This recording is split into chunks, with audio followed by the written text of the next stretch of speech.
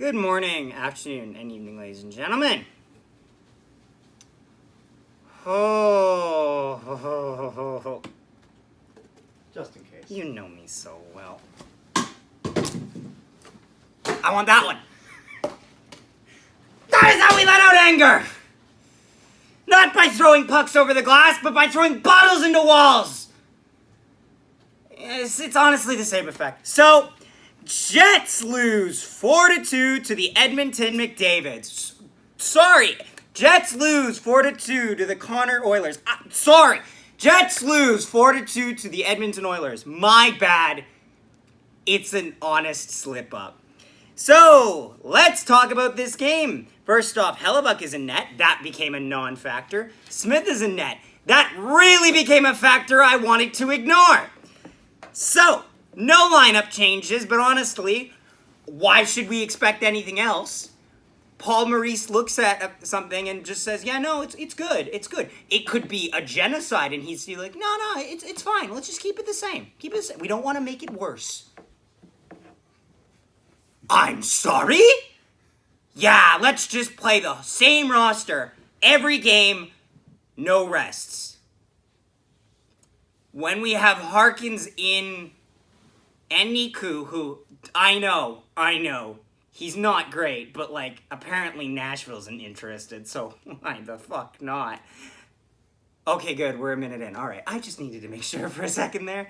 Anyway, so, yeah, it's, let's start with the first period of the game, the only period we showed up to.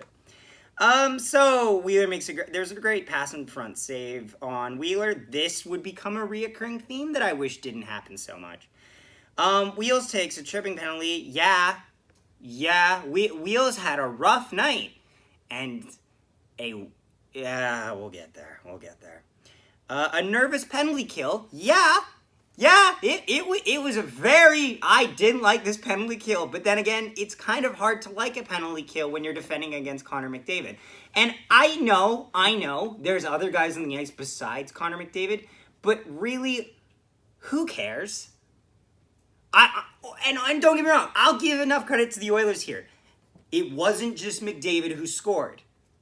But at the same time, look at your team now, look at your team minus McDavid. Sucks, doesn't it? Anyway, moving on. Haas, I think that's how you say his name, takes a holding penalty. Whatever. I'll take it, sure. And then Andrew Kopp on the power play would deflect it right in, kind of just drops in right past Smith to put the Jets up 1-0. Reaction here. I like that. That feels like there's more chances. Oh! Woo! Out of way, Copper! Nice little deflection, just kind of hops in there. Out of way. Good on Maurice for putting the second power play unit out first. I know that he probably only did that because the first line was just out, but it's good that at least he's giving more exposure to that line, because in my opinion, that line has a lot more potential on the power play than just the set plays. Great job. Then Kyle Connor get robbed by Smith. This was going to become a trend I was not ready to be hitting with. Ugh. No, fuck the Gungans. I'm not having them in the videos until we win. There will be no Gungans in this video until we win a game. Fair enough. And yes, it's a 2-game losing streak. I don't give a shit. Yeah. Anyway, point shot, Morrissey would originally get the goal, and I was like, yay, and then it would be given to Ehlers, and then I was like, aw, damn it, I missed an opportunity there. Then it would be given to Dubois, and at this point I was wondering who the fuck runs the NHL app. Reaction here. I like this. Okay. Yay! Let's go. Who was that? Morrissey again! How about that? Isn't that nice? So yeah, kudos, 2-0, Jets lead, that doesn't matter.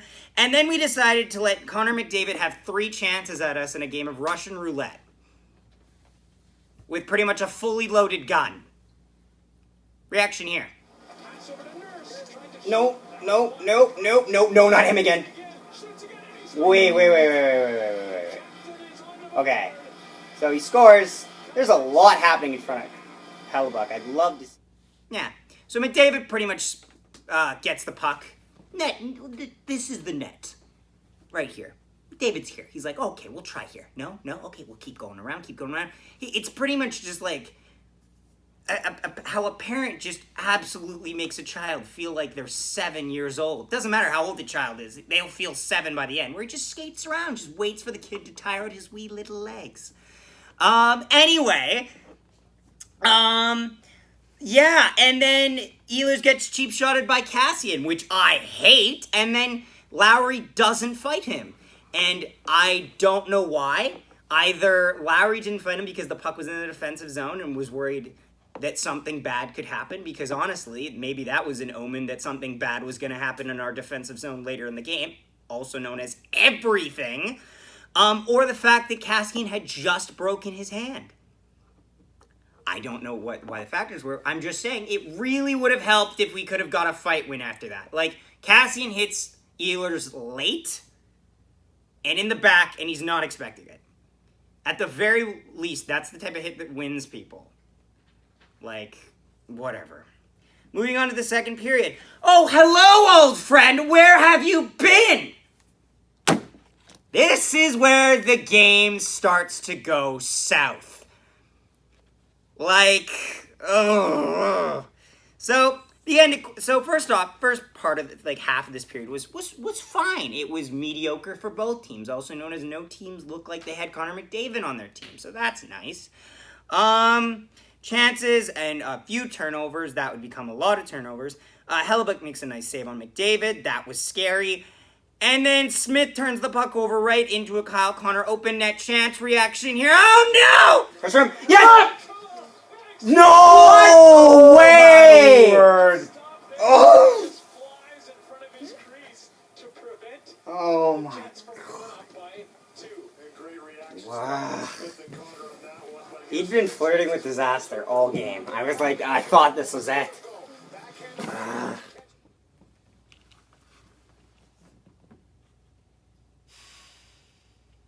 Now, normally I would be hard on Kyle Connor.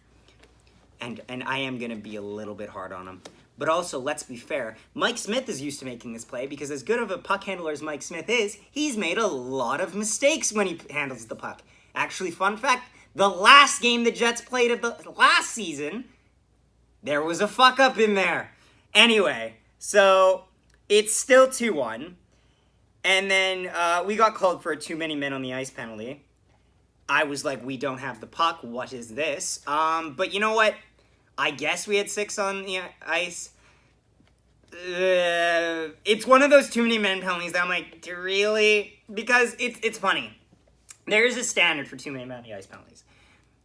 Because let's be fair, if too many men on the ice penalties were called, as in you have more than 5 guys on the ice, there would be about 57 too many men on the ice penalties in the entirety of a game. Every line change is technically a too many men on the ice penalty because there's just there's an unsung rule of a grace period of your guy getting off the ice. That's just how it is. And I felt like that should have been applied here. I digress. Then we go on the penalty kill, and Jesus Christ, this penalty kill made me nervous. This penalty kill made me pulling out some goddamn fluent Geonosian that I didn't know I had.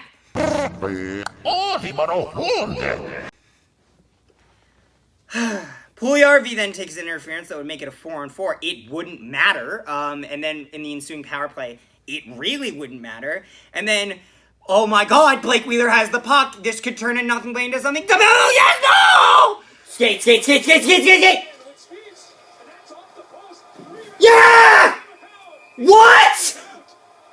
Unbelievable how Smith was able to keep that puck from going in. What? Smith, he just absolutely went all in on this one here afterwards, and he was down for a while, didn't want to move because he felt that puck underneath him. What a chance by Wheeler, though, who could shoot that puck off the fly right there, rings the bar, dented, and then to Mello. No! You fucking idiot!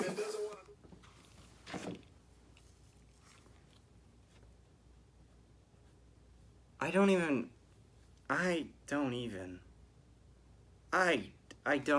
like,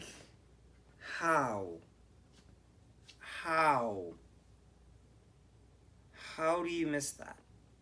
The saddest thing about this is that I'm 50-50 on if Mike Smith hadn't been in net, if that thing even goes in the net or goes wide.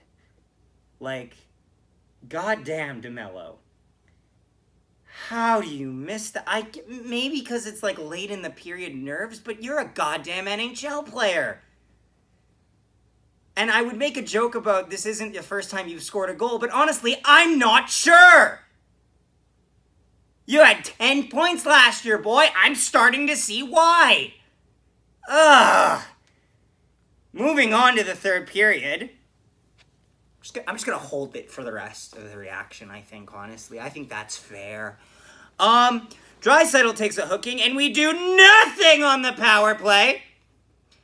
We honestly, we show the same amount of anticipation as a high school kid going up to his crush. It's just like, no, I couldn't, no, hide behind the fern. Like, nothing. We did not. They got more opportunities when we were on the power play. Ugh. So then after that, Nurse from the point would blast it. I honestly didn't even check this replay much because our camera cut out. No, it didn't. It cut out on the next one, didn't it? Yeah, so, damn it. Reaction here. Fucking son of a bitch. Don't you dare.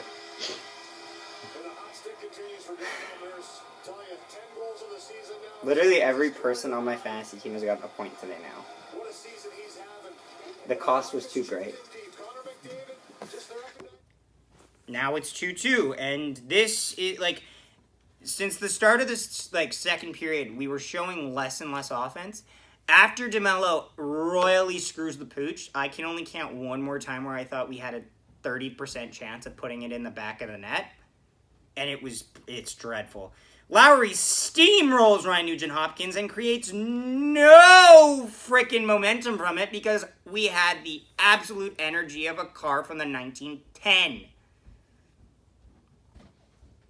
They used horses back there, too. I've seen the war footage. Anyway. Okay. Forbert shoots it wide on a one-timer. That's, FYI, this is the 30% chance I'm talking about. It's gone now. It's gone now. Ugh. I felt like one of those analytics like Money Puck. Statistically speaking, you have a 0.6% chance of winning the cup. That is not a lie, by the way. The Sharks have a higher percentage of winning the cup than the Jets. I don't even know. I don't even know. Moving on from that crap. All right! The time where not only we decided to play like shit, but my camera decided to play like shit. Leon Draisaitl on a 2-on-1 pass from guess who? Connor McDavid, because of course he's still playing. Did you forget? I felt like we fucking did. To make it 3-2 Oilers. Reaction here. So they just scored, and the iPad's a piece of shit, just like how we're playing right now. God damn it. Yeah, if you can even call it a reaction, it's me just reacting to the fact that I have a terrible iPad from 2013. Anyway. I think it might be older than that. I'm not sure. It might be. Moving on. So, Scheifele takes a tripping penalty and gets mad at this. Are you daft? Maybe move your fucking feet and you wouldn't get called for tripping, Scheifele. You know, those legs, the legs you used when you were playing in that series against Vancouver when you actually showed that you were a first-line centerman. Seriously, our first line is so cerebral, the same way that the tectonic plates are so fucking cerebral. And fun fact, they move at the same speed. Maybe in 20 years I'll hear about him getting up to 40 points because it's not happening soon. Honestly, I understand that the notion in this is, why are you so mad? It's just a 2-game losing streak. It's the first time it's ever happened. But It's the way you're losing games. It's not like a bad bounce. It's the fact that you seem to control your destiny and just absolutely toss it in the bin. Like Kyle Connor goes into the offensive zone like a fake rebellious 7-year-old goes to the corner. He's like, I'm not gonna go. I'm gonna go over here. Just kidding. I'm gonna go into the corner like a good little boy. Jesus Christ! He does so much pizzazz just to skate into the corner. Is that Connor's house? It's like he's doing a fucking square dance with no one. Is that Connor's house? You got Boyu's house and Connor's house? No, it's not even just that. Anyway, moving the fuck on. Yeah, just annoying. We pull the goalie, and then Devin Shore decides, yeah, you know what? That's a nice empty net. Let me just fire it in there. Yeah, reaction here. Oilers goes... No! Single person... Fucking shit! Not a single... Not a fucker gave a shit! I'm more mad at this game than the last one. You had the entire game in your hands. You systematically pissed it away. You gave space when you shouldn't have given space, and you showed no fucking drive to get back into this game. Fucking improve or you won't make the playoffs. End of story. Who cares? Who cares? Because honestly, did anyone think we were tying this game after 3-2?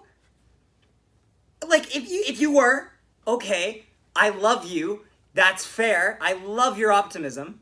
Your optimism is appreciated. But if I'm telling you that I had no hope, that's not a good sign. Between me and Jake, who runs Peg City Hockey, I'm the fucking optimist of the party. And I'm saying, nah. No. Does not compute. We weren't coming back here. Now, we go to Vancouver. Let's hope that goes great. Unless we play Thatcher Demko, then I might as well just piss that game away, right? Because we can't score on him, apparently. But honestly, this game is frustrating because it just felt like I was just slowly watching like some old wrestling legend on his last leg. He gets this one great feel-good moment, and then he just like shows that he doesn't have the moves he used to, and then slowly dies. Wheeler gets ejected from the game with no time left for throwing the puck out of play after the final buzzer goes.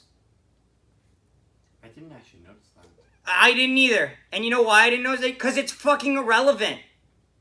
It's like that fucking photo of that swimmer and he pours water on himself while he's in the pool. What the fuck does that matter? Like, was it an excuse to get your mandatory cue for whistleblowing in? It's pointless. Anyway, I like that the third line tried to, integrate some type of physical aspect into their game, but we really needed a fight against Cassian in the first period. With that, you really needed it. Chirping him from the bench is absolutely ineffective.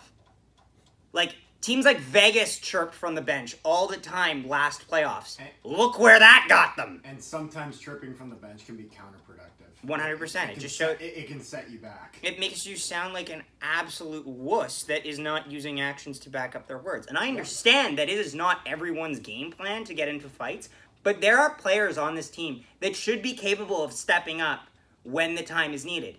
If Cassian doesn't want to go, you should say then politely don't cheap shot our players in the back. Because we're gonna go now. And again, I don't mean to bag on Lowry. I like how he's played for the most part this season. I really could have, and his hit on Ryan Nugent-Hopkins. If that had helped us get momentum, I would have been so happy, but it didn't because we had no life left at this point in the game. Blake Wheeler getting mad afterwards. Great. Gold freaking star. Where was that in the game? The only time I saw it was that shift where DeMello royally screwed the pooch. I don't like being the one to bring down this team, But tonight they didn't earn anything. They got a good start and a shit all the way through from there. 3 stars. Okay. All right. First star will be, I'll just go from, let me just kind of just work this out here. Honorable mention, Logan Stanley. I don't think he was horrendous. And I really am taking my time with him, but then again, I didn't really like a lot of anyone. Third star would be Nikolai Ehlers. 2 assists, good job. I could tell he was trying a bit on that power play, but it just wasn't working. Second star, Connor Hellebuck, because honestly, I don't really fault him for much of that. A lot of it was just bad circumstances. And first star would be Pierre-Luc Dubois, who had a goal and an assist. Again, it seems like he's getting the chemistry there, but it would really be great if their zone entries were a lot more, like, cleaned up, because I'm tired of watching, like, Kyle Connor do a square dance into the corner every 3 minutes. It's annoying. You're such a fast and speedy player. It's not a race to the corner. It's a race to the front of the net or regrouping. Don't run yourself out of options too quickly. Yeah, it sometimes feels like with their zone entries, it's like we're in the zone and we have like maybe 2 or 3 seconds and we've already lost possession. Yep. Yeah, and Edmonton's zone entries are clean, mostly because they can just say, get the puck to Connor, because he'll take us there. He leads them like a sheep. He's just like, follow me. Get on behind me. Get on my back. Let's go.